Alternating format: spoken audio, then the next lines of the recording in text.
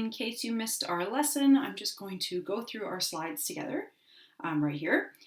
If you need any extra help, make sure you're emailing me or commenting. All of the content we're learning today is super important, so I'll do my best to explain it in a quick, summarized format in this video. So the particle theory of matter. You might have learned this when you were doing pure substances and mixtures, but it also does relate to heat. So we're going to go through that during our lessons today. So there are several rules of the particle theory of matter. All matter is made up of tiny particles. Literally everything has tiny particles. Every matter, anything that you can see, touch, feel, has matter. And these is matter, and they all have tiny particles involved. They're always moving. Even if you don't think they're moving, they're always moving.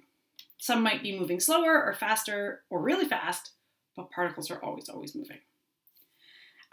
All particles have space between them. So even when you're thinking of something like your computer mouse, you're like, what do you mean there's space between these particles? There are. They're so small that there is still space between these particles.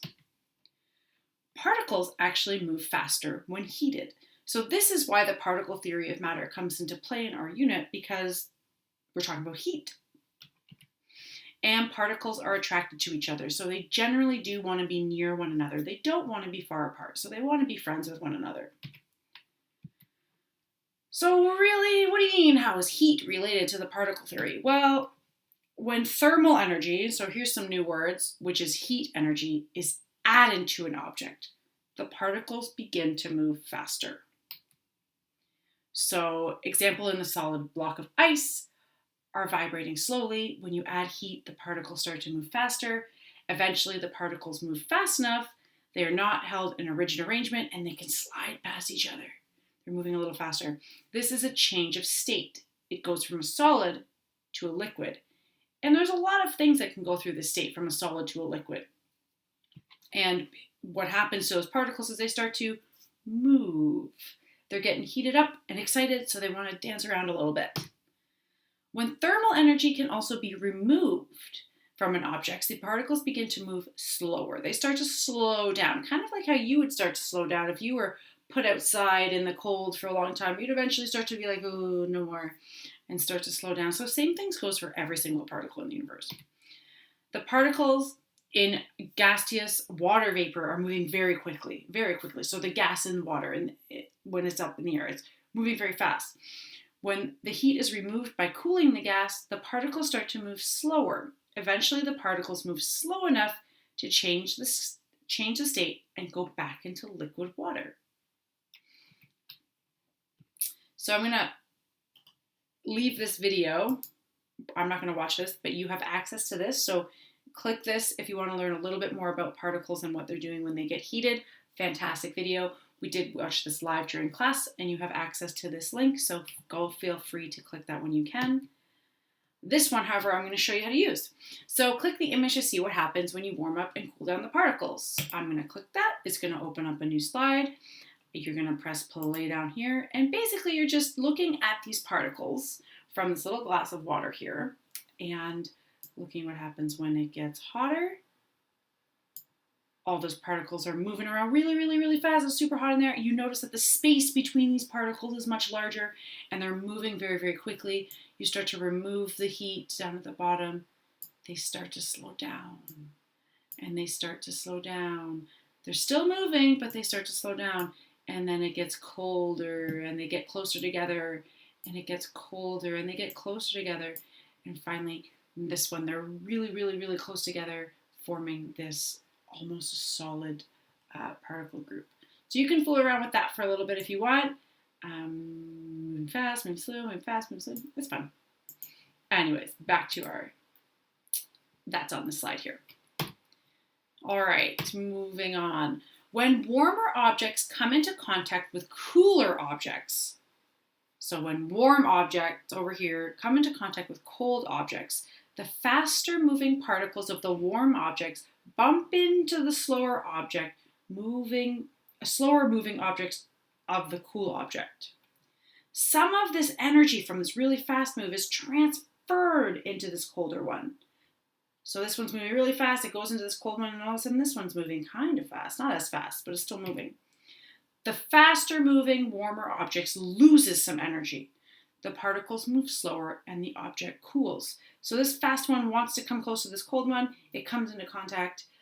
This one starts to move and this one starts to move slower, almost creating like an equal temperature value. My hands are the particles here. The slower moving, cooler object gains some energy. The particles move faster and the object warms. So this warm one comes on in, dances around, hits the other one, it starts to warm up, this one starts to slow down, and they kind of find this equal balance. This is basically all the states of water. It looks super confusing when you look at this, like, holy moly, what's going on? But I promise it's really not. The first thing I'm going to point out is this green arrow on the side, and it goes from, all this green arrow on the side is telling you that this is the direction of the temperature, increasing internal energy, moving upwards, and that's what it's doing. So we have a solid. If we're increasing the temperature, then it is actually going into a liquid. And then if we're increasing the temperature again, it's going into a gas. These are those three main states that we've been talking about: solid, liquid, gas. So you can think of an ice cube melting into a glass of water, and then if you're boiling that, it's going to turn into a gas. Solids can go straight into gas if it's like really, really, really hot. Like sometimes if you just drop a little drop of water on a frying pan, you'll notice that if you drop like a little piece of ice in a frying pan, it would hardly even turn into liquid. It would just into gas. This is called sublimation. This is when something solid turns right into a gas. Another thing that we're also seeing is this blue line. So we've covered all the red stuff. Now let's go into this blue line, and we'll start up here at gas. Gas can go through a state of change, and it turns into a liquid. This is called condensation. You'll notice this if you ever have a glass of cold water and you bring it outside. The air actually around you comes and creates condensation on the side of your glass, and that's a gas turning into a liquid because you can feel it and touch it, and it's basically water. And then condensation turns into a liquid. Then that liquid, if it's more heat is removed, then it actually freezes back into a solid. And you can also have a gas directly into a solid as well, and this is called sublimation. And this happens with frost outside in the winter or in the fall. So if you go outside and you see like there's frost on the grass, that's because the cool air that was out was so cool and it got so much of the heat was removed suddenly that it instantly became a solid on the grass. And that's what frost is. You'll see it on the grass or on the leaves in the fall, sometimes in the winter, but that's called sublimation. So next up we've got kinetic energy.